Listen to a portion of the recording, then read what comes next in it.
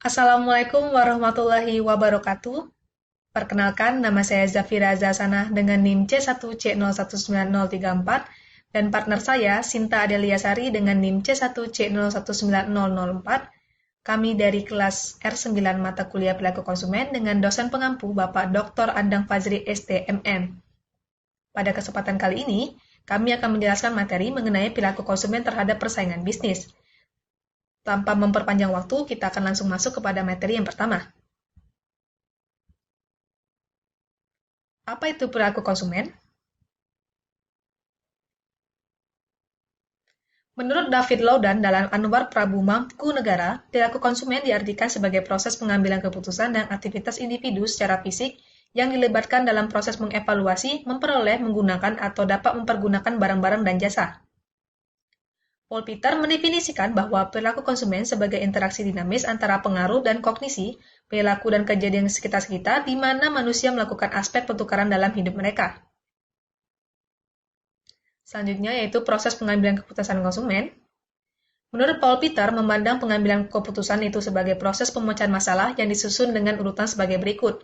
Pemahaman adanya masalah, pencarian alternatif pemecahan, evaluasi alternatif, pembelian dan penggunaan pasca pembelian dan evaluasi ulang alternatif yang dipilih. Faktor-faktor yang mempengaruhi perilaku konsumen.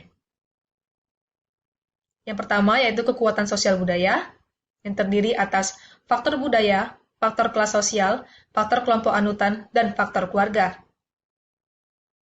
Selanjutnya, kekuatan faktor psikologis, yang terdiri atas faktor sikap dan keyakinan, faktor kepribadian, faktor kelompok anutan, dan faktor pengalaman belajar. Untuk selanjutnya akan dilanjutkan oleh partner saya, Sinta Delisari. Baiklah, saya akan melanjutkan pemaparan materi dari Zafira Ardhasana, yaitu model posisi kompetitif. Secara umum, posisi kompetitif dinilai berdasarkan sejumlah dimensi yang berpengaruh pada yang pertama, kinerja pasar. Kinerja pasar terdiri dari pendapatan penjualan, pangsa pasar, dan citra merek atau perusahaan. Yang kedua, kinerja laba. Kinerja laba terdiri dari tingkat investasi, biaya, harga, dan produktivitas. Menurut Brown, dalam Chandra pada tahun 2004, kedua dimensi tersebut dapat diklasifikasi ke dalam 4 kategori, yaitu struktural position, strategic position, market position, dan resource position. Kemudian implikasi dalam menghadapi persaingan. Dalam praktek pada hakikatnya, strategi pemasaran merupakan pertimbangan bagaimana perusahaan menyelesaikan masalah dalam menghadapi persaingan. Ini berarti bahwa perusahaan harus mengenal tingkat dan sifat persaingan terlebih dahulu. Pertimbangan yang perlu dilakukan akan sangat tergantung pada 3 faktor yang menurut Faisal pada tahun 1990, yaitu yang pertama, ancaman yang timbul dari pesaing baru yang menghasilkan barang dan jasa sejenis. Yang kedua, adanya perusahaan lain yang menghasilkan barang dan jasa substitusi. Dan yang ketiga, rival.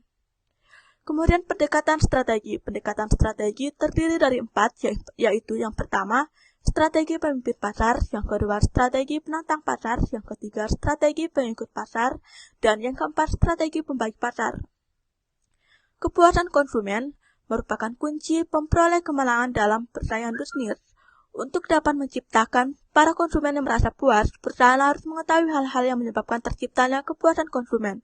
Menurut Ciptono pada tahun 1997, terciptanya kepuasan pelanggan dapat memberikan beberapa manfaat.